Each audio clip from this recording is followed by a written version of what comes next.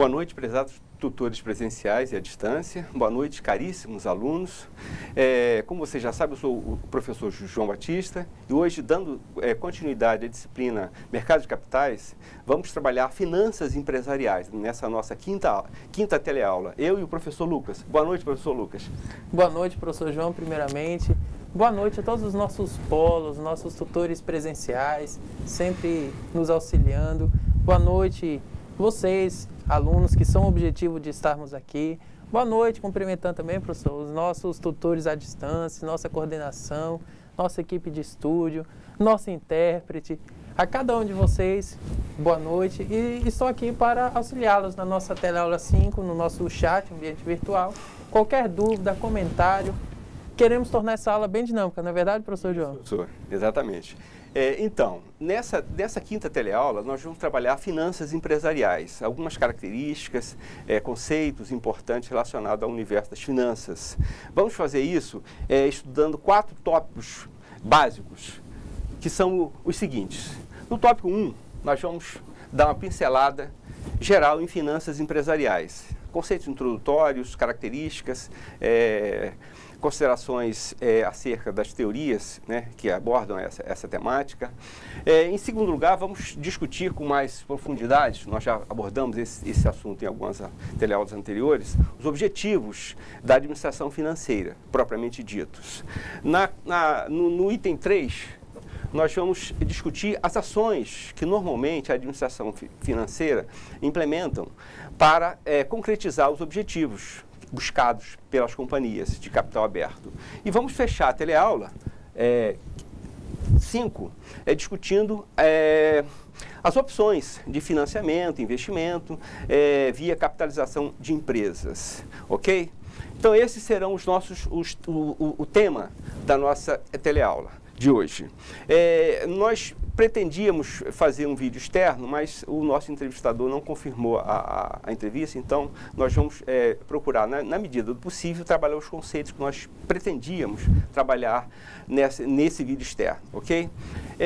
Então, dentro do tópico 1, vamos discutir inicialmente algumas considerações introdutórias relacionadas às finanças empresariais, os seus objetivos, as questões rotineiras e operacionais das companhias de capital aberto. Pois bem, os autores que nós consultamos foram 3, o Pinheiro, o Cavalcante e mais uns 2 que não estou me lembrando agora. Eles abordam de forma introdutória o universo das finanças, procurando situar a empresa como uma organização econômica. Exatamente nesse ponto que nós vamos iniciar.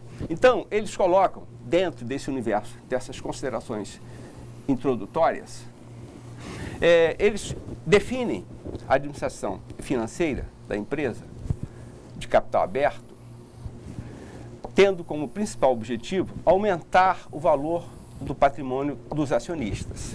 Então, a empresa é uma organização econômica e agindo dentro desse universo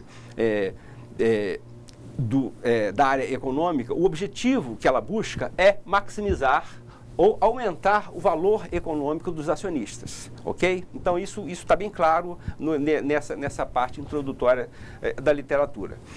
Pois bem, elas atingem esse objetivo investindo em projetos cujo retorno é superior ao capital investido.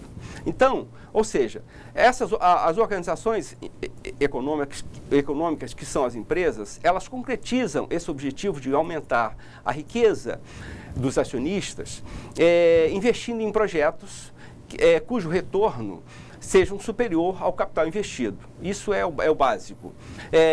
Pois bem, existem entre as opções para investimento, tanto em a expansão das empresas, 2 opções. A opção do capital próprio e a opção do capital de terceiros. A gente sinaliza inicialmente que o capital próprio, ele tem um custo geralmente superior ao capital de terceiros. Mas ao longo da exposição, a gente vai ver que é vantagem, às vezes, a empresa calibrar o grau ou o volume dessas duas opções de investimentos. Ok? Então, por que o capital próprio é normalmente maior do que o capital de terceiros? Porque nesse caso, o acionista assume o risco do negócio totalmente, né? E esses investimentos feitos com capital próprio em qualquer empresa não são isentos em relação a tributos, ok? Então, a gente sinaliza que, embora seja mais barato investir com capital de terceiro, não é razoável projetos de investimento ser feitos exclusivamente com capital de terceiros. Mais adiante isso vai ficar bem claro. Então, normalmente existe um grau, um equilíbrio, ou existe em cada projeto um nível de equilíbrio entre o capital próprio e o capital de terceiro. Por quê? Porque todas as experiências de projetos levam nesse sentido. Principalmente porque o risco, a taxa de risco, é partilhada por um número maior de investidores. Os controladores da empresa e os investidores detentores desses capital de terceiros, sejam instituições financeiras bancárias, sejam via mercado de capitais, enfim. O risco ele é partilhado por mais investidores. A razão básica é essa. Pois bem, então uma estrutura de capital próprio e de terceiro deve ser otimizada para facilitar a viabilização dos investimentos da empresa. Exatamente isso vem de encontro ao que a gente disse no início. Se o objetivo da empresa é produzir riquezas, aumentar a riqueza dos sócios, a estrutura de capital ideal para a expansão de uma empresa ou mesmo a sua operacionalização básica, ela implica uma relação ótima e maximizada entre um quantitativo, um quantum de capital próprio e de capital de terceiros, ok? Pois bem, a oferta de ações ao público investidor exige que a empresa obtenha registro na CVM.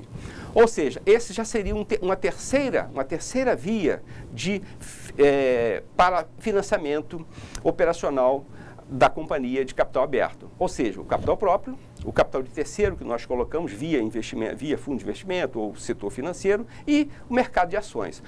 No caso do mercado de ações, como nós já sinalizamos na teleaula, nas teleaulas anteriores, exige o registro na CVM, ok?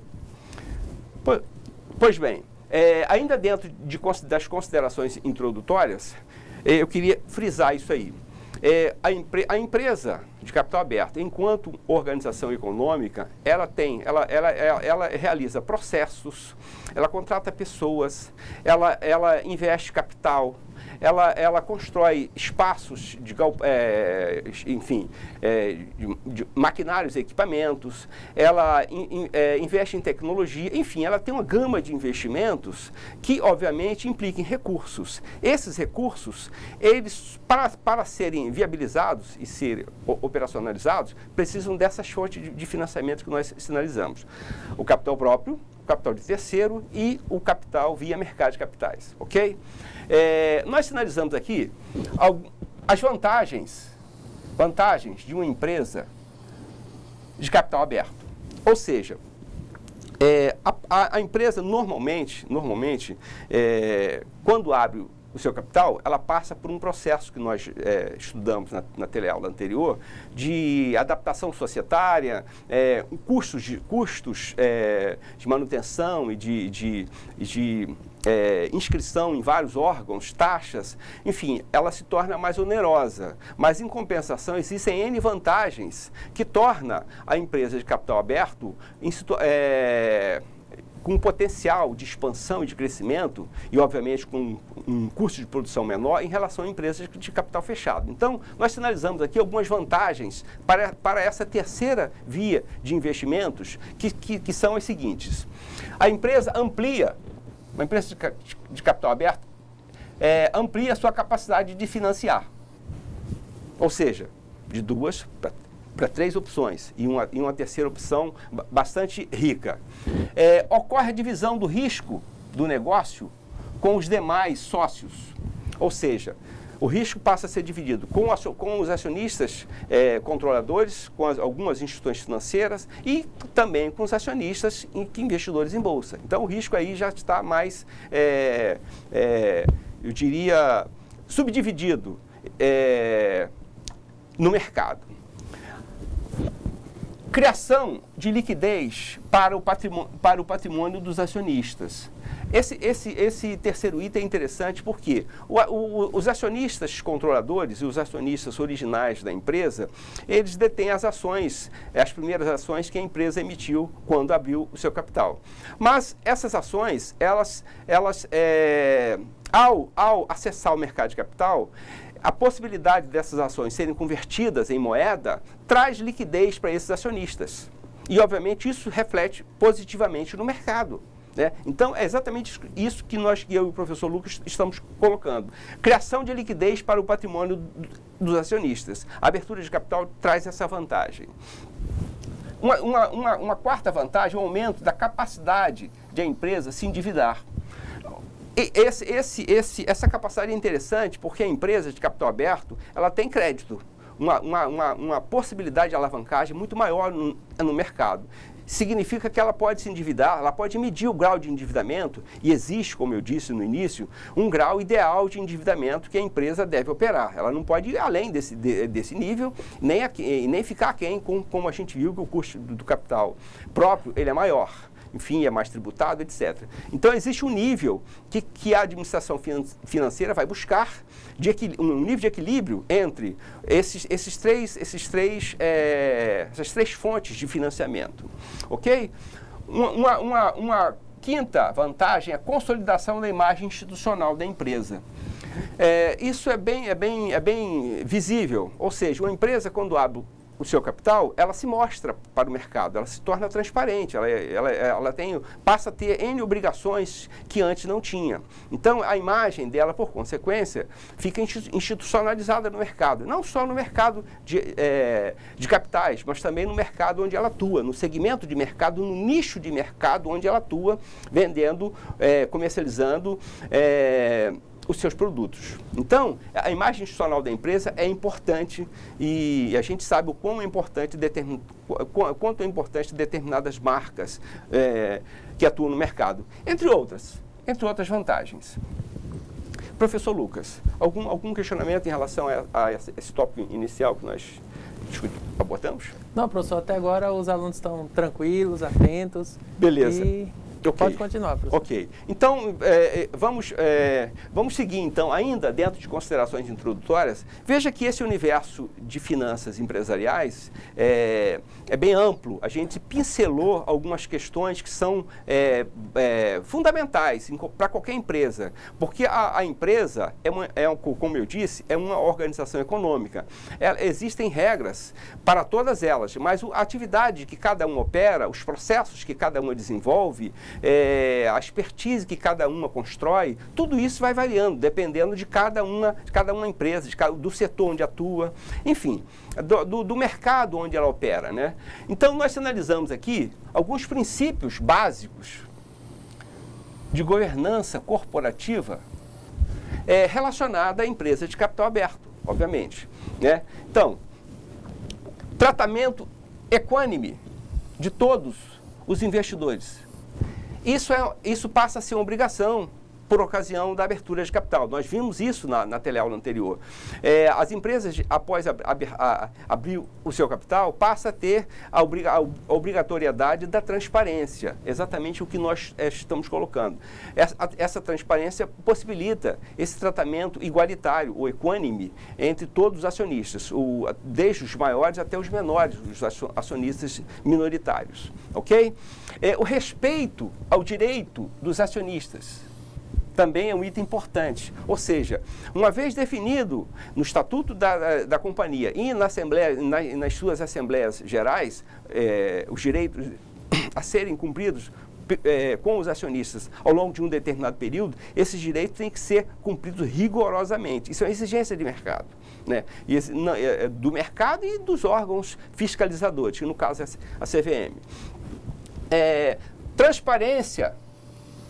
Transparência nas informações e nos atos da empresa. Isso também é uma obrigatoriedade quando a empresa se propõe a expandir e através da abertura de capital, né? Transparência, a maior transparência possível de sua marca e dos seus processos de operacionalização e dos seus atos administrativos.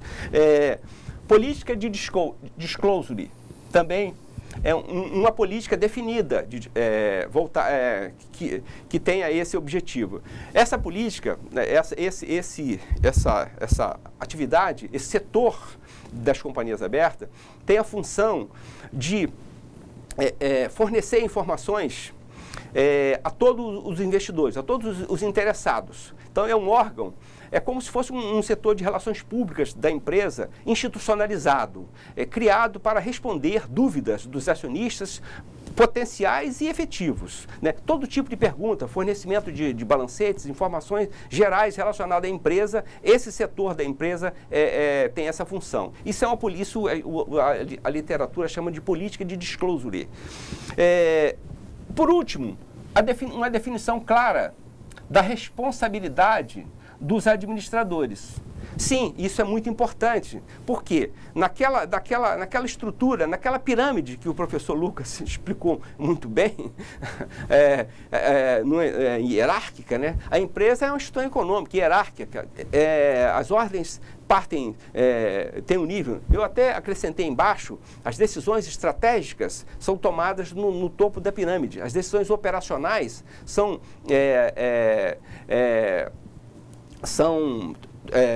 executadas nas esferas inferiores e, enfim, tem a fase intermediária da pirâmide que cuida, obviamente, da área executiva, das diretorias, enfim, que executam as decisões da Assembleia Geral. E dentro dessas definições, cada uma das diretorias, dependendo da escala de produção da organização, cada diretoria tem a responsabilidade claramente definida. As diretorias, as gerências subordinadas, a sua área operacional. É isso que nós estamos colocando aqui. Definição clara de responsabilidade da administração. E também da administração financeira. Ok? Então, dentro dessa... Nós consideramos que esses 4 slides dão uma visão panorâmica do universo introdutório de finanças empresariais. Em seguida, nós vamos entrar nos objetivos da administração financeira. Os objetivos propriamente ditos da administração financeira, definidos de acordo com a literatura aí mais seguida no mercado. E principalmente a literatura de finanças aplicadas. Inicialmente, vamos começar discutindo o patrimônio das empresas. Para fazer isso, nós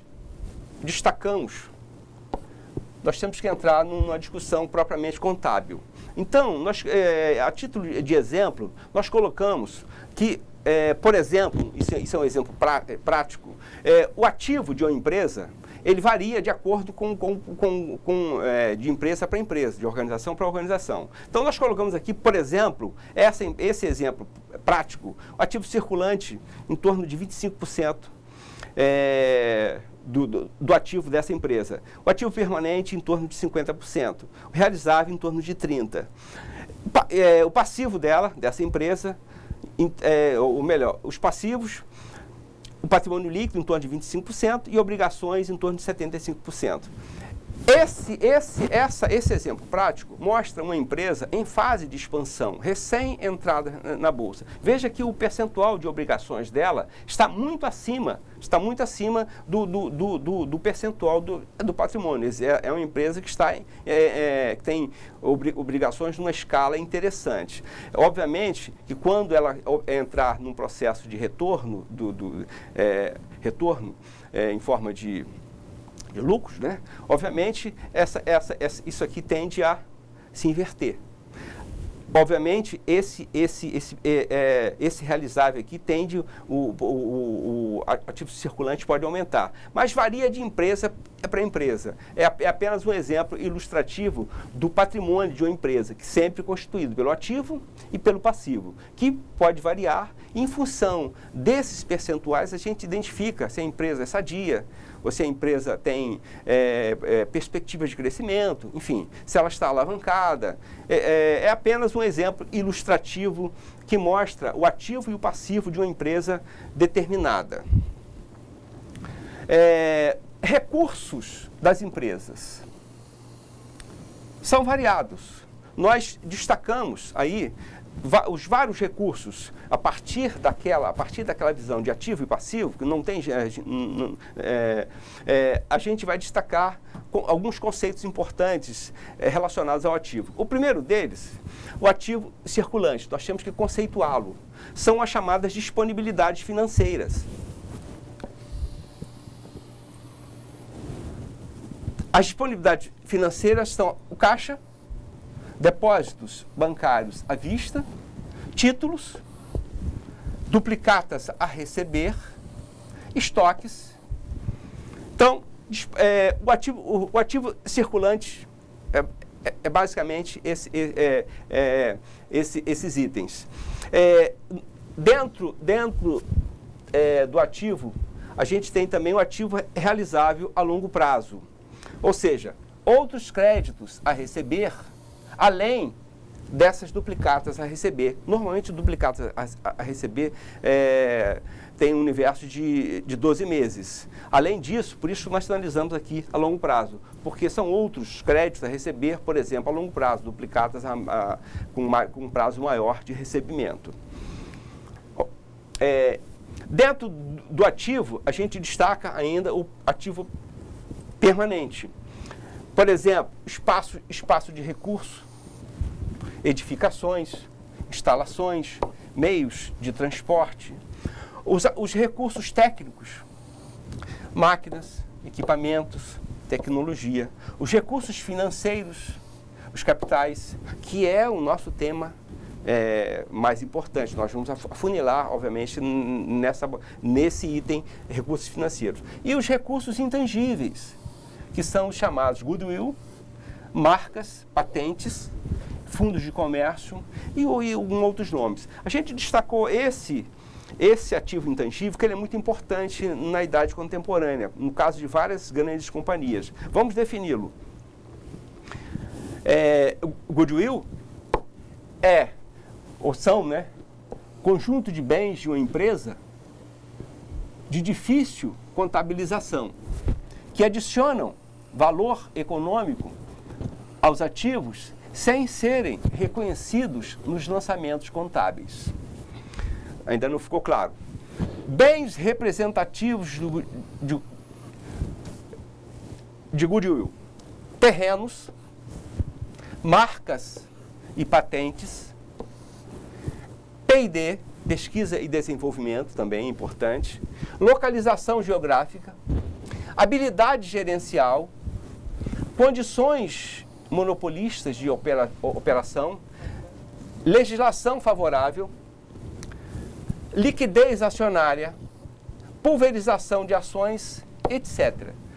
Então, nós assinalamos algumas empresas de elevado goodwill: Coca-Cola, a Microsoft, a Nestlé, Rolls-Royce, etc. Tem várias empresas que têm marca, têm um poderoso valor de mercado ligado à sua marca, mas recebe essa denominação genérica, porque é difícil contabilizar o valor dessas empresas, né?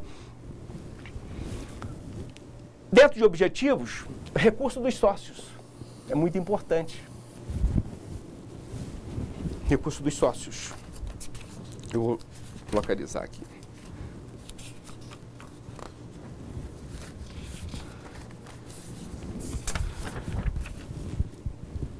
Eu vou pedir ao professor Lucas para citar para nós quais são os recursos dos sócios das empresas. Claro, professor João. Você pode fazer isso, por favor? Antes de iniciar, professor, eu só gostaria de avisar que a aluna Gilzilene, lá de Jaru, elogiou muito a sua blusa azul, você está muito elegante, e eu avisei que avisaria, né? Mas para só descontrair, citamos, né, aqui para vocês, ou elencamos, 7 recursos desses sócios, né? E vamos explicar para vocês na medida do possível. O primeiro deles é o capital inicial, que eu vou pedir aqui para o professor riscar. O capital inicial, pelo próprio nome diz, é aquele recurso que é injetado inicialmente, geralmente por sócios, fundadores da empresa, né, ou que geralmente são seus controladores, e é adicionado geralmente de capitais no decorrer da vida da empresa. Abre-se, né, professor, então a empresa, então há essa subscrição, né, esses sócios ele assumem essa responsabilidade, como é um termo que muitos usam para essa subscrição. Eles assumem essa responsabilidade e injetam esse valor na sua empresa. Então, é o capital inicial. Exatamente. Após isso, existe, então, o capital subscrito. O que vem ser esse subscrito?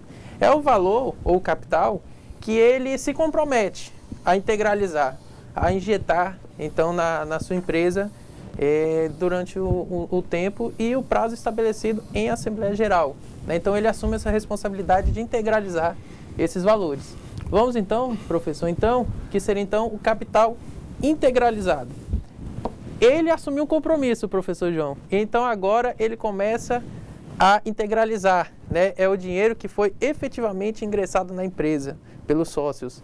Ele assumiu um compromisso lá com capital subscrito, então começa a integralizar. E o que foi realmente integralizado de maneira efetiva, de acordo com o que foi definido na Assembleia Geral, é o capital integralizado. E existe também o capital a integralizar, né? Seria então o capital que ele assumiu o compromisso, mas que ainda não foi ingressado na empresa. Ainda não ingressado. Na empresa. Na empresa. Perfeito. O outro, professor João, é o capital aberto, que é justamente o motivo da nossa disciplina. Isso é justamente o capital das empresas cujas ações são negociadas na Bolsa de Valores com registro na Comissão de Valores Mobiliários, a CVM. Então, o capital aberto é justamente esse capital que a empresa tem disponível para a negociação nas bolsas de valores. Perfeito, perfeito. E então, nas três últimas, desculpa, são então nossas definições de capital fechado, capital de giro e capital fixo. O capital fechado, professor, é justamente aquele capital que a empresa tem que as suas ações não são negociadas na bolsa. É um capital deles próprios, mas não se negocia em bolsa de valores.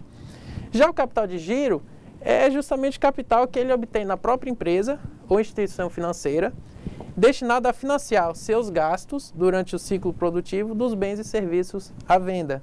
Né? Então, esse termo até, professor João, no capital de giro é muito utilizado nas empresas. Né? Qual é o meu capital de giro? Qual é o recurso que eu tenho que ter para financiar mensalmente os meus gastos? Né? Então, é um termo assim, bem conhecido já de muitos. Perfeito.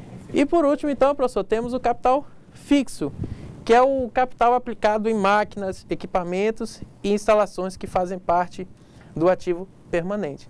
E a gente vai ver, professor João, daqui um pouquinho mais para frente, que tem que ter uma certa preocupação com esse capital fixo. né, para a empresa atingir os seus objetivos e ações que ela vai ter que tomar. Mas eu vou deixar um pouquinho mais para frente para a gente não adiantar. Perfeito. Dentro dessa explanação ótima que o professor Lucas fez em relação aos recursos dos sócios, eu destacaria a importância, ele destacou a importância do capital fixo, que é de fato importante, e adiante a gente vai explicar mais ou menos por quê, de forma mais precisa, é o capital de giro. Como eu disse no início, a empresa é uma organização econômica e uma vez instalada os equipamentos, com pessoas, processos, é preciso moeda, preciso um determinado quanto de capital, de recurso em moeda corrente, disponível para que ela possa operar no mercado. Isso é o capital de giro, isso que o professor Lucas chamou de capital de giro. Sem isso, a empresa não consegue operacionalizar. Ela tem responsabilidade de curto prazo que tem que ser cumprida mediante esse capital de giro. Então, o capital de giro é muito importante, nós vamos comentar ele mais tarde, e o professor chama a atenção do capital fixo, que também é importante para que a empresa possa se manter competitiva nessa linha que ele quis chamar a atenção. Vamos discutir em seguida o prazo dos recursos dos sócios. Então, além desses recursos, os prazos também nós procuramos sinalizar porque eles são importantes. Então, normalmente, os prazos para a organização, eles ocorrem em três níveis: o curto, o médio e o longo prazo.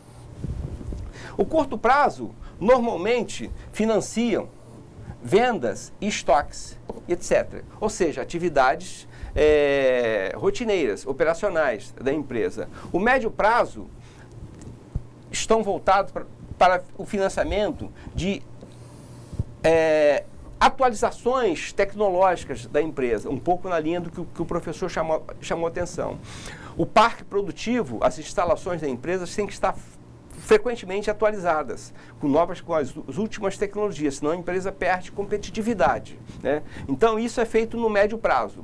E no longo prazo, obviamente, os investimentos, o financiamento dos investimentos, normalmente tem a perspectiva de aumento da capacidade instalada, né? Então, esses três prazos normalmente estão sobre a mesa da administração das organizações, tanto a administração financeira quanto da administração propriamente dita da empresa. E elas só podem ser viabilizadas através da administração financeira, onde, obviamente, ficam, que são os responsáveis, a diretoria é responsável pela administração dos recursos financeiros da companhia, ok? Então, em seguida, nós sinalizamos os critérios básicos que norteiam as decisões de financiamento das empresas, que são basicamente dois: a taxa de juros e os prazos de financiamento. Ou seja, a organização, para atingir aqueles objetivos que nós sinalizamos, ela precisa de recursos próprios, de terceiro e via mercado de capitais. O acesso a esses recursos são balizados por esses dois critérios, né? Esses dois critérios: taxa de juros e prazo de pagamento. A taxa de juro, quanto menor o custo financeiro do financiamento, maior é o retorno obtido pelos sócios. Isso é óbvio, né? É claro que um projeto econômico de médio e longo prazo, ele vai se pautar, ele vai ser impactado pelo custo do capital nele investido. É isso que nós estamos sinalizando. A taxa de juro, o quanto menor ela for, maior é a viabilidade de qualquer investimento, né? Isso é óbvio. Em relação a prazo de pagamento, o planejamento da amortização do financiamento é muito importante. Porque ele está relacionado ao retorno operacional da decisão que ocasionou. Então, a amortização do principal, obviamente, ela tem que ser pensada antecipadamente para se mensurar se o retorno esperado em forma de entradas, né, de fluxo de entrada, que mais adiante a gente vai ver na forma de fluxo de caixa, vai ser capaz de cobrir esse custo e ainda possibilitar o retorno, o aumento da geração de riqueza, que é o objetivo fundamental da administração. Por exemplo, aí nós sinalizamos uma situação possível. Se um projeto gera caixa, por exemplo, de 2 anos, a partir de 2 anos, após 2 anos, é óbvio que os financiamentos buscados têm que considerar esse tempo de carência, senão o projeto fica inviável, né? Então é só uma observação interessante em relação a prazos. Então esses 2 critérios são importantes: taxa de juro e prazo de financiamento, ok? Repetindo, em função desses 2 critérios que são básicos, o objetivo principal da administração de uma empresa é aumentar o valor do patrimônio dos acionistas. Nós repetimos isso, porque é importante. E aí acrescentamos mais um dado. Ou seja, uma administração ruim, as ações dessa empresa tendem a cair, né? O contrário também é verdadeiro. Uma administração boa, normalmente, tende a valorizar as ações dessa empresa. Isso, eu e o professor Lucas procuramos destacar, porque a performance da gestão administrativa da empresa impacta positivamente ou negativamente nas ações da empresa, né? Que obviamente está relacionado à geração de riqueza, que é o seu objetivo fundamental. Na companhia aberta, fica mais fácil avaliar o sucesso da administração através do acompanhamento do comportamento de suas ações negociadas em bolsa. É óbvio, né? Se as ações da empresa estão se valorizando, ela é bem administrada. Se elas não estão sendo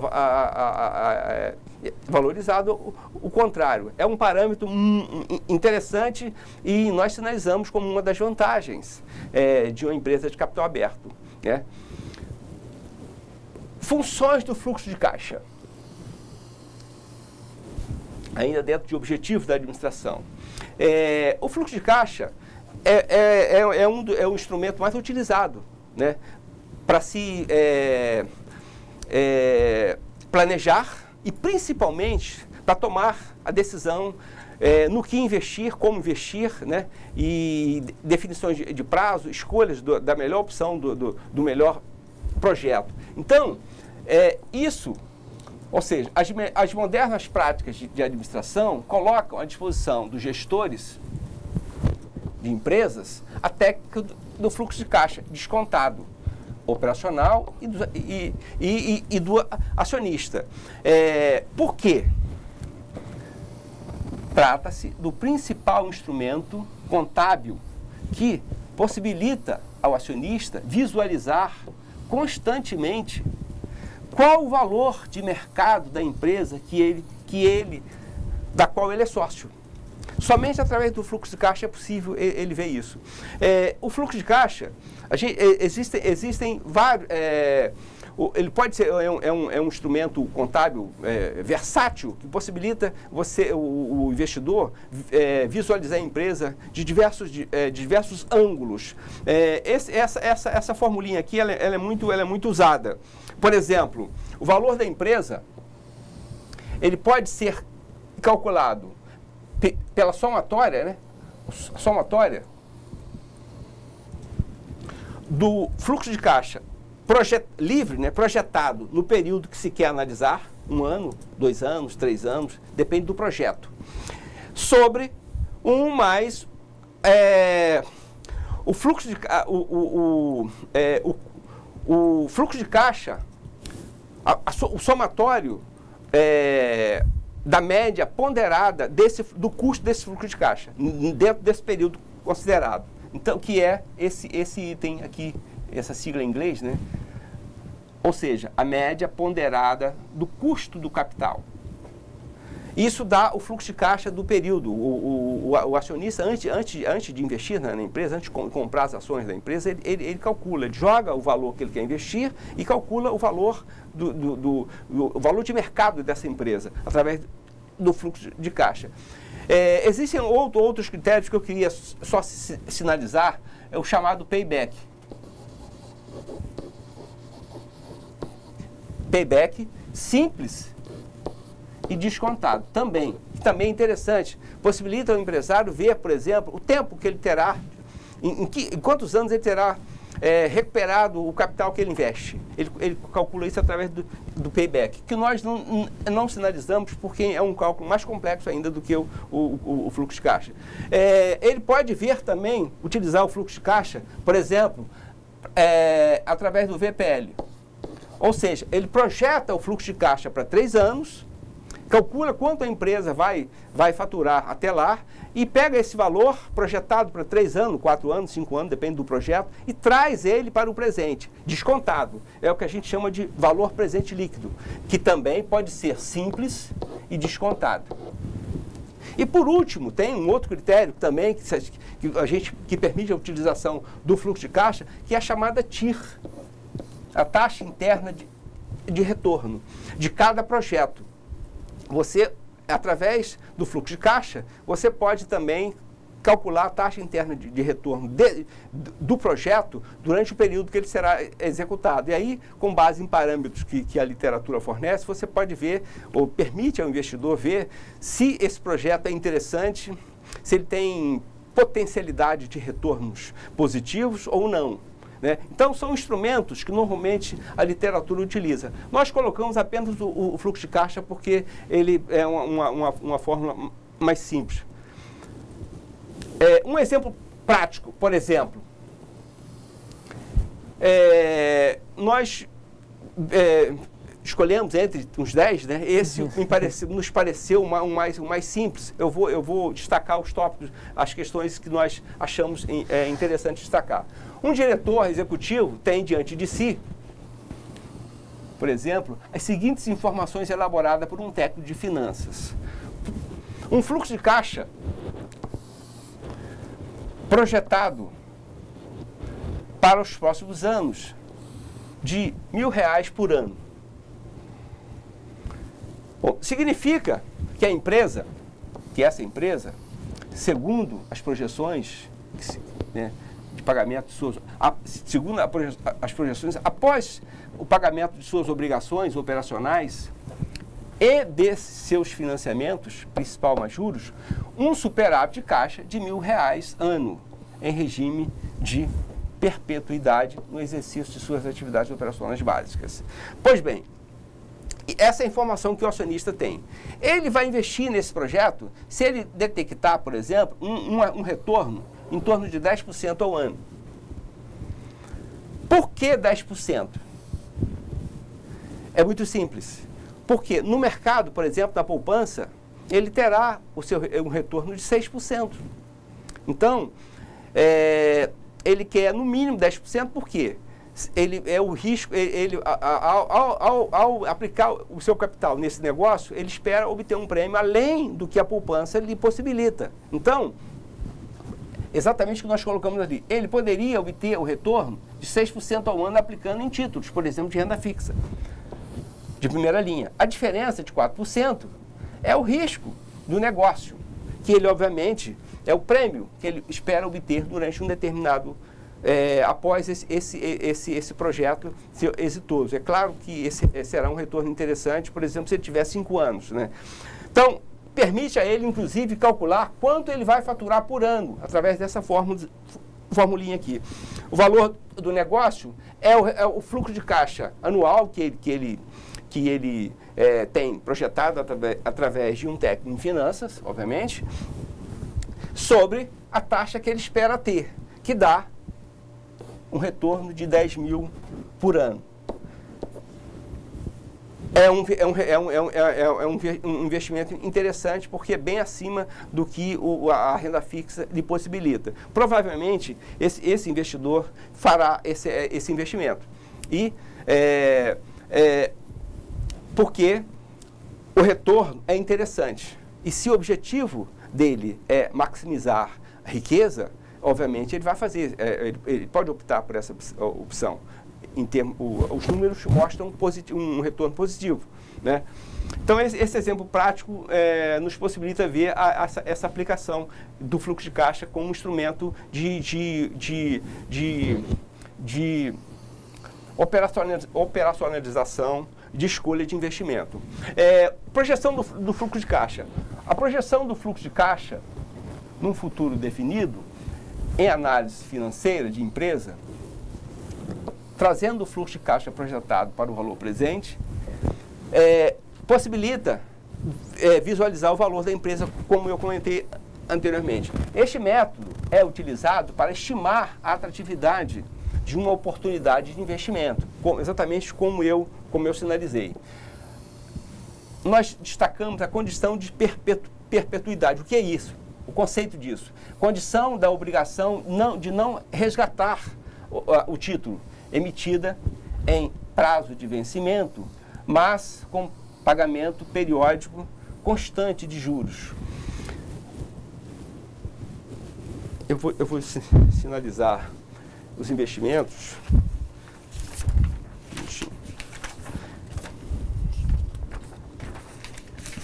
Um minutinho, por favor.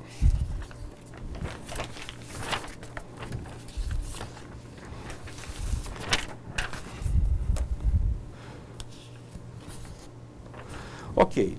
Dentro desse top investimento, que tem o objetivo, né, da criação de valor numa empresa, medido em termos de suas ações de mercado organizado, ela é fruto de decisões acertadas sobre investimentos e financiamentos da empresa. Essas são as consequências da necessidade de investir em ativos para atingir os objetivos da empresa.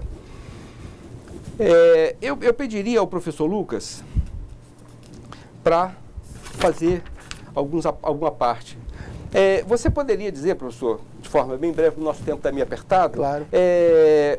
Se os administradores da empresa devem buscar o máximo retorno com o mínimo de investimento em ativos, você poderia citar, por exemplo, algumas das ações que a empresa deverá tomar para alcançar esse objetivo? Claro, professor João. Como a gente falou, né, tem que se ter uma preocupação com o capital fixo, né, que é justamente esse investimentos em ativos. E uma dessas preocupações que ele deve ter, professor, é justamente manter esse seu parque que ele já possui de máquinas, equipamentos e demais ativos fixos no melhor estado de conservação possível. Ninguém vai querer comprar, professor João, uma máquina e deixar ao Deus dará, sem uma conservação, sem ter todo o cuidado necessário, para que então você possa se tornar competitivo no mercado. Fora isso, se você não investir em tecnologias, você estará abaixo da competitividade do mercado. Perfeito. Outra atividade, professor, é que as ações de investimento e manutenção da sua capacidade já instalada e também expansão são vitais para a organização. Tem que se haver esse investimento, né, nessa manutenção da sua capacidade já instalada. Perfeito. Investir em tecnologias que reduzam ao mínimo o estoque de matérias-primas e produtos acabados. E existe então aquela técnica famosa, professor, do just in time, apenas na hora. Ajudam muito para que você não tenha um estoque muito grande e você está mobilizando um ativo desnecessário, quando que você poderia estar reaproveitando de uma outra maneira. Perfeito, perfeito. Essa é uma técnica muito interessante e muito usada. E por último, professor, estimular ao máximo as vendas à vista, né? Evitar ao máximo vendas a prazos, para que elas ocorram, e se ocorrer, para que ocorram no menor prazo possível, para que então a empresa possa ter a possibilidade de fazer investimentos, né, no financiamento de suas vendas aos clientes, professor João. Então, de uma maneira breve, são essas as ações. Essas ações são as fundamentais, eu diria. Daí eu ter pedido para você destacá-las. Uma informação, esse método just in time, a origem dele é? Salvo me engano, professor, é alemã. É japonesa? Japonesa. É japonesa, desculpa. Ok. Financiamentos. Vimos investimentos, vamos ver financiamento. Nós já estamos caminhando para o encerramento da aula, que o nosso tempo está esgotado. O dinheiro investido por uma empresa em ativos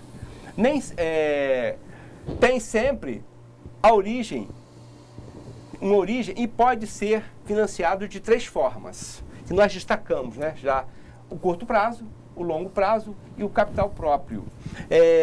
O curto prazo, eu já sinalizei, até 360 dias. Classificação no exigível de curto prazo ou passivo circulante.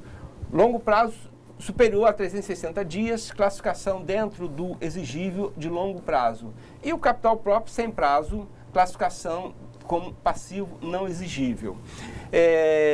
Os financiamentos podem apresentar 2 naturezas distintas, espontâneo e não espontâneo. O espontâneo está relacionado às atividades operacionais da empresa. O não espontâneo está relacionado, por exemplo, a quando a empresa busca expansão. Aí, obviamente, ela sai da rotina porque ela quer crescer, né? E aí crescer através de via mercado de capitais ou via empréstimos bancários, por exemplo. Então, a diferença basicamente é essa. Fonte de financiamentos tem 2 outras características, externa e interna. Externa, os recursos podem ser de terceiros, e aí a gente sinaliza as debêntures, os empréstimos bancários, o crédito subsidiado, o capital estrangeiro, fornecedores. E recursos próprios, o capital acionário, né, o capital sócio, e dentro desse capital sócio, do capital próprio, né, gerado dentro da própria empresa, os lucros, através de lucros gerados pela própria empresa, através de atividades e não distribuídos entre os acionistas em forma de dividendos. Ou aumento de capital pela injeção de dinheiro novo através da entrada de novos sócios. E, a nível interno da empresa, né, obviamente, lucros retidos, rotatividade dos créditos ativos maior do que a dos passivos, proteção fiscal e outras fontes.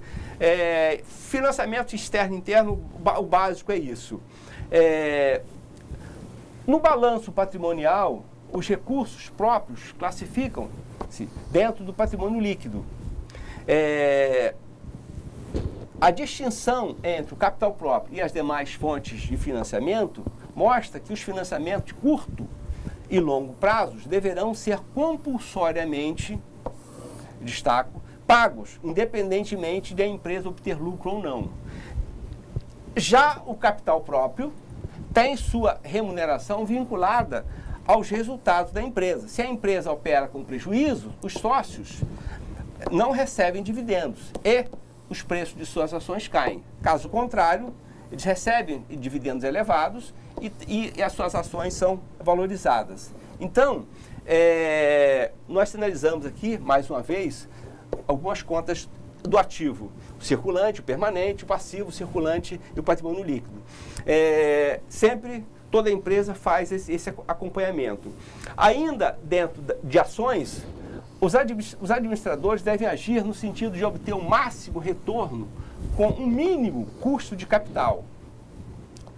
Por quê? Porque as instituições financeiras precisam se sentir seguras para emprestar dinheiro para essa organização, inclusive com prazos e custos, prazos maiores e custos menores. E também os acionistas se sentirem seguros quanto aos rumos do negócio que a empresa opera e exigem menor retorno sobre o seu investimento, inclusive se dispondo a reinvestir os lucros que a empresa com os quais a empresa poderá financiar sua expansão. Então, uma empresa com eficiente retorno de ativos tenderão a ter lucros crescentes. Valor do patrimônio dos acionistas se eleva. Esse a gente fecha com os objetivos que nós apontamos no início da teleaula. Mais valor com um capital menor e com um lucro maior. Isso significa mais valor. Essa gestão é uma gestão eficiente. E, o contrário, menos valor com maior capital e lucros menores. Uma gestão não tão eficiente. Para o empresário, A decisão de investir ocorre quando ele acredita que os negócios evoluirão. Sua crença é essa, ele se orienta a sua atividade para a propensão de investir, porque ele acredita que seu investimento busca aumentar a quantidade de unidades vendidas, almeja expandir a sua organização. Caso contrário, ele fará uma opção pela liquidez. Sua propensão pela liquidez se efetivará, porque o mercado irá possibilitar retornos superiores ao projeto que ele busca, então. Então, resumindo, propensão a investir, acredita que os negócios vão prosperar. Propensão pela liquidez, acredita que os negócios não vão prosperar. Isso é interessante. Nós já estamos concluindo. Em período de expansão econômica, as empresas necessitam fazer elevados investimentos na expansão dos seus negócios. O ideal é a empresa poder bancar sua expansão com recursos próprios, oriundos do seu próprio caixa. A segunda melhor opção é o financiamento de sua expansão feita pelos acionistas. Se os acionistas e as empresas não dispõem de recursos para bancar a expansão de uma empresa, por exemplo, ela terá que recorrer a empréstimos para bancar essa expansão, que envolve dois parâmetros para sua decisão, que nós já sinalizamos, a taxa de juros e o prazo de pagamento. Nós já mostramos. Nos casos em que o projeto oferece uma taxa de retorno superior ao financiamento, a empresa poderá optar pelo endividamento, né? Todavia, é preciso ter cautela. Os elementos definidores do chamado risco do negócio. Preço de vendas poderão declinar. Os volumes de vendas esperadas poderão não ser alcançadas. Custos podem subir, reduzindo o retorno efetivo inicialmente esperado. Então, são alguns parâmetros interessantes. Então, a decisão sobre o financiamento e investimento acaba assumindo uma abordagem mais estratégica que econômica. O nível de decisão acaba se baseando em critérios subjetivos. Por exemplo, volatilidade dos negócios, propensão pessoal para assumir riscos e volatilidade da economia. Volatilidade é um termo, é o substantivo, equivale a risco para nós, na literatura americana. A gente fecha aqui, então, a nossa teleaula. Em seguida, vocês farão uma atividade de sala e nós poderemos responder as eventuais questões que surgirem que foram feitas durante a exposição. No final, eu tive que dar uma acelerada porque o nosso tempo se esgotou. Eu vou pedir ao professor Lucas, então, para chamar a atividade de sala. Claro, professor, de uma maneira bem breve, né, para a gente ter um bom tempo no feedback. Preparamos para vocês uma atividade de sala com 5 perguntas a respeito de um texto que preparamos para vocês. Por que, professor João, investir em ações? A gente vai ver, então, coisas que movimentaram, facilitaram esse investimento em ações. Voltamos daqui a 20 minutos, professor João. Ok, então faça a atividade e a gente retorna em seguida para responder as questões que foram propostas. Até já, então.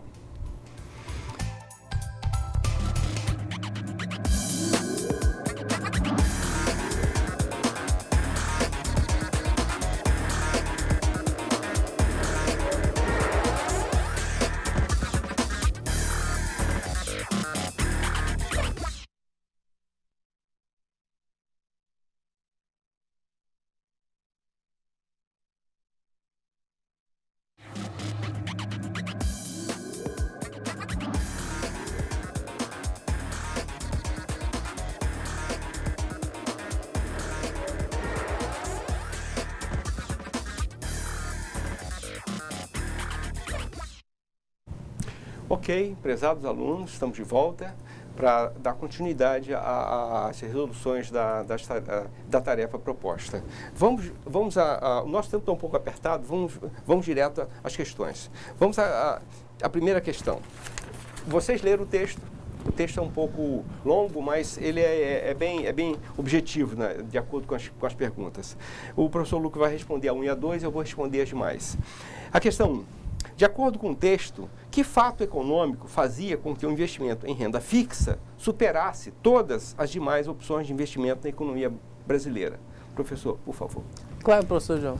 Até para se tornar de uma maneira mais dinâmica, professor João, que o texto ele já deixa basicamente claro e ficar mais fácil a explicação, eu já vou responder também a questão 2, professor. Beleza. Que justamente ótimo. A primeira pergunta, né, o que fato econômico fez com que o investimento em renda fixa superasse o investimento. Isso. Já o outro é, que fato tornou o investimento em ações mais atraente que o investimento em renda fixa.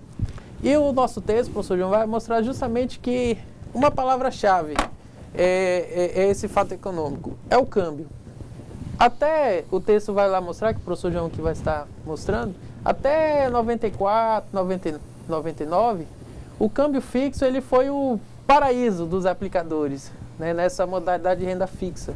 Né, então tivemos lucros assim até absurdos, e o texto até cita, que tiveram acumulados de até 280%, né, entre esse período de 94 a 99. A grande verdade, professor João, é a âncora, né, como o senhor bem explicou para mim, é a taxa de juros. Com o câmbio fixo, a taxa de juros, né, nessas rendas fixas é alto esse retorno. Se a taxa de juros em renda fixa é alta, professor João, automaticamente não será tão atrativo o investimento. É melhor a renda fixa do que fazer novos investimentos, o mercado de capitais. Perfeito. Por outro lado, professor João, então, com a desvalorização cambial, né, de janeiro de 99 até então a atualidade, esse câmbio, agora essa âncora dos juros, o retorno começou a baixar um pouco. Não um pouco não, professor, muito mesmo. Muito. Né? Então, a renda fixa hoje é basicamente, no máximo, 6% ao ano. Então, o investimento se torna um grande atrativo, né, devido ao câmbio livre. Esse, então, que é a resposta da 12, professor, é o câmbio livre, é esse fato econômico. Então, as empresas começaram a procurar um investimento mais atrativo, que não seja a renda fixa, que é um risco zero. E então, surgiu então esse maior alavanque, né, no mercado de capitais. Seriam então, professor, esses dois fatos econômicos. Perfeito. O texto está claro e são dois fatos importantes, estruturais, que nós sinalizamos essas transformações numa das teleaulas iniciais. E veja como eles impactaram fortemente a economia brasileira no mercado de capitais. Vamos à terceira questão, então. De acordo com o texto, quais os dois grandes motivos que os investidores têm atualmente para investir em ações no mercado de capitais brasileiros? Vamos à questão 3, então. A resposta está bem objetiva no final do texto. Bom, os dois objetivos são os seguintes. Está aqui o texto. Em resumo, temos dois grandes motivos para investir na Bolsa. De um lado, a redução das taxas de juros, como o professor Lucas sinalizou, que tornava o investimento em renda fixa alto. De outro, a melhora na qualidade dos investimentos em ações. Então, atualmente, esses dois motivos têm induzido um número interessante de investidores na Bolsa de Valores brasileira. Né? São essas duas mudanças que a gente pediu para que vocês sinalizassem. Vamos à quarta questão. De acordo com o texto, quais os pré-requisitos exigidos para que as empresas tenham ações negociadas no novo mercado? Também, procurando mostrar no texto, os requisitos são os seguintes. No nível 1 de governança corporativa, as empresas têm suas ações negociadas nesse nível, né, elas se comprometem com um grau de transparência na divulgação de informações. Isso são pré-requisitos importantes. No nível 2 de governança, as empresas também se comprometem com um maior grau de transparência na divulgação de informações. E no novo mercado, onde a questão é mais pontual, as empresas listadas nesse novo mercado têm um nível de governança com elevado grau de transparência. Compromisso de apenas emitir ações ordinárias, manutenção de no mínimo 25% do capital em circulação, isto é, disponível para a negociação e expansão dos mesmos, dos direitos concedidos aos controladores e a todos os acionistas no caso de fechamento do capital da companhia. Eu acrescentaria, como importante, esse final de parágrafo aqui. Às vezes, os pré-requisitos estão exatamente aqui, porque nesse nível, a pergunta foca no novo mercado. Embora no nível 1 e no nível 2 também ocorrem transformações, ok? Vamos à questão 5. De acordo com o texto, além das transformações trazidas na constituição do chamado novo mercado, em níveis 1 e 2 de governança corporativa, quais outros acontecimentos ajudaram a popularizar o investimento em ações nos mercados de capitais brasileiros? Também, de forma bastante clara, os eventos são o seguinte: um programa de popularização da Bovespa, aquelas fusões entre a Bovespa e a BMF, que nós chamamos a atenção. Em seguida, a fiscalização da CVM, enquanto instituição, também se tornou mais ativa, mais presente, mais atuante. A qualidade das ações foi crescentemente melhoradas, principalmente a partir das emissões das chamadas ADRs, American Depositary Receipt, por empresas brasileiras na Bolsa de Valores de Nova York. Por quê? Esses títulos representam ações das companhias brasileiras para poderem serem negociados e adaptados às regras americanas de transparência e conduta, que são bastante rígidas. Esse conjunto de fatores responde à questão 5, que nós pedimos. Veja que eles estão bastante explícitos no texto. Bastava a leitura do texto atenta que vocês identificariam. Então, eram essas as atividades que nós buscávamos que vocês respondessem nessa atividade de sala. Em seguida, nós vamos chamar algumas questões que foram colocadas durante a exposição, inclusive destacar, caso o professor considere necessário, algumas respostas que os alunos de alguns polos responderam. E é sempre bom destacar. Professor, por favor, a questão da aluna. Tranquilo, professor. Tivemos, professor, primeiro a pergunta, né, durante a aula, que hoje foi bem corrida, né, professor? Mas tivemos uma pergunta, professor. Esse capital de giro, né, que é o que estávamos explicando, se ele não for usado corretamente, ele pode levar a empresa à falência? Você responde ou eu respondo? Você responde ou eu acrescento, por favor. Eu posso responder, professor, claro. Por favor. De uma maneira assim, professor, bem sucinta, né, e o mais fácil possível, eu diria que ele não é determinante, professor. Se ele não for usado corretamente, ele determina que vai levar a empresa à falência. Entretanto, ele é um grande influenciador, né? Então, se ele não for bem conduzido de uma maneira inicial, pode ser que a empresa busque reavaliar o seu capital de giro, tomar medidas necessárias para que então busque equilibrar o seu capital de giro. Entretanto, se mesmo depois de tudo isso ele não conseguir conduzir bem o seu capital de giro, professor, aí sim eu diria que ele pode ser um fator determinante, que é partir para a falência da empresa. Que a partir do momento que o capital de giro, que a gente, de uma maneira bem simples, é o recurso que a empresa tem, né, para manter os seus custos, né, a sua manutenção, se você não consegue equilibrá-lo, o senhor vai ter que então começar, a empresa, a tirar esses recursos de outro capital. Então, daqui a pouco você vai comprometer o seu capital fixo, o seu o capital subscrito, o capital que os sócios deveriam integralizar para a saúde da empresa, pode ser que eles tenham que canalizar, professor, para então equilibrar o capital de giro. Né? Então, vejam que há uma interligação, né, na saúde da empresa. Então, se esse capital de giro ele não está muito bem equilibrado, ele pode sim, professor, levar a empresa à falência. Ok. Eu acrescentaria algumas observações. A primeira delas é relacionada ao conceito de falência. O conceito de, quer dizer, a pergunta é se o capital de giro é definidor da falência de uma empresa.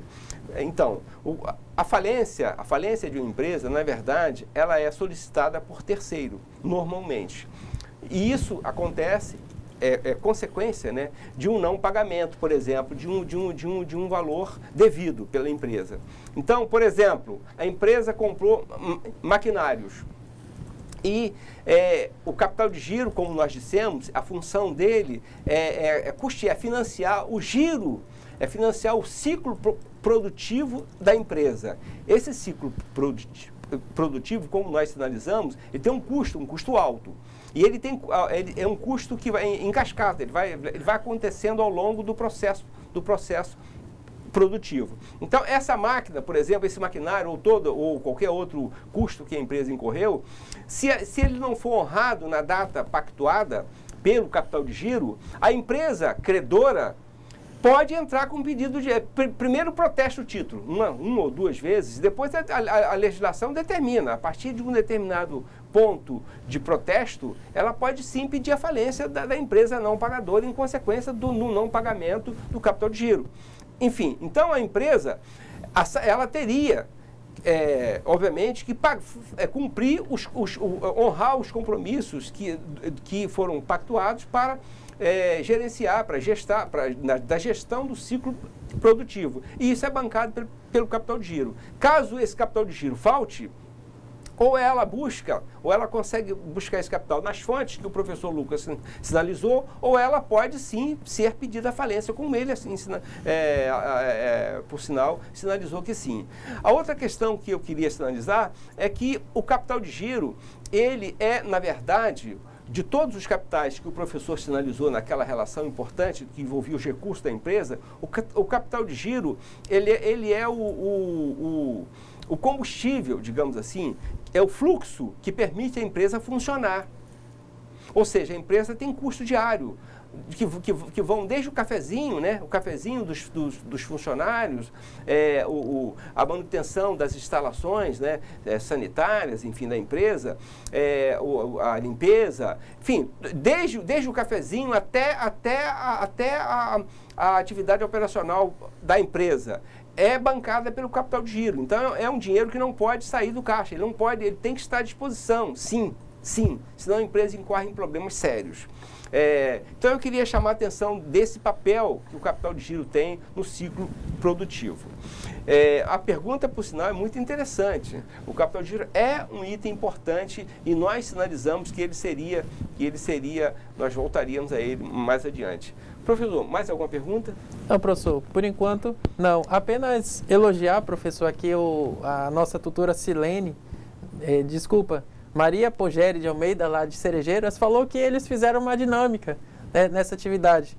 Eles acabaram como um texto muito grande, né? Eles fizeram o quê? Leram em conjunto o texto, então começaram os alunos a responder. Elogiar essa atitude, né, da tutora, de dinamizar essa aula.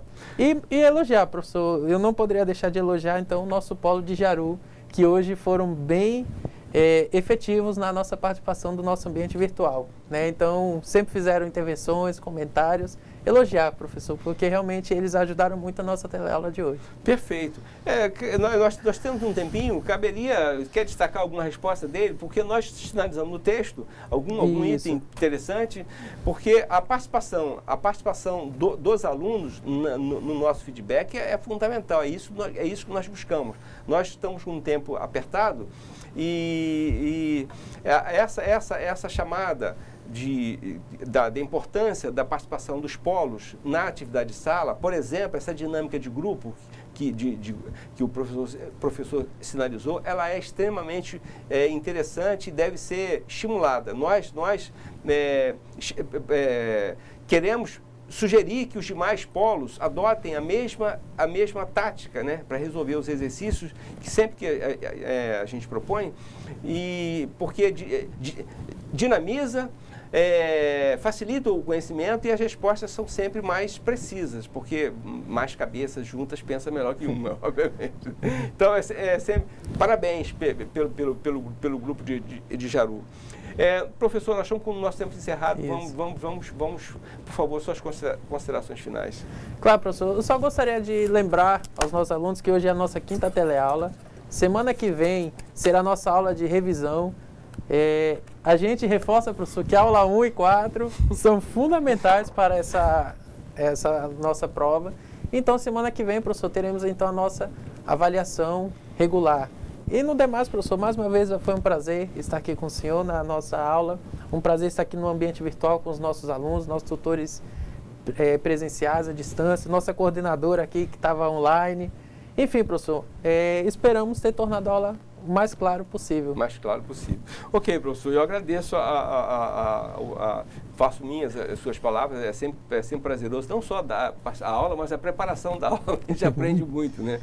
Eu me despeço de vocês, comunicando que tem uma atividade de percurso para que vocês façam durante a semana, e na próxima teleaula será a nossa revisão. Então, eu reforço a chamada do professor. Dê uma relida, revejam a teleaula 1 e a teleaula 4, porque elas serão importantes na nossa avaliação. Estudem, porque a maioria das questões nós tiramos dessas duas teleaulas, ok? Dessas duas teleaulas. Eu me despeço e desejo a vocês uma boa semana de estudo e espero revê-los com certeza, se Deus quiser, na próxima teleaula, na próxima sexta-feira, que será a nossa avaliação. Um abraço a todos e até sexta-feira.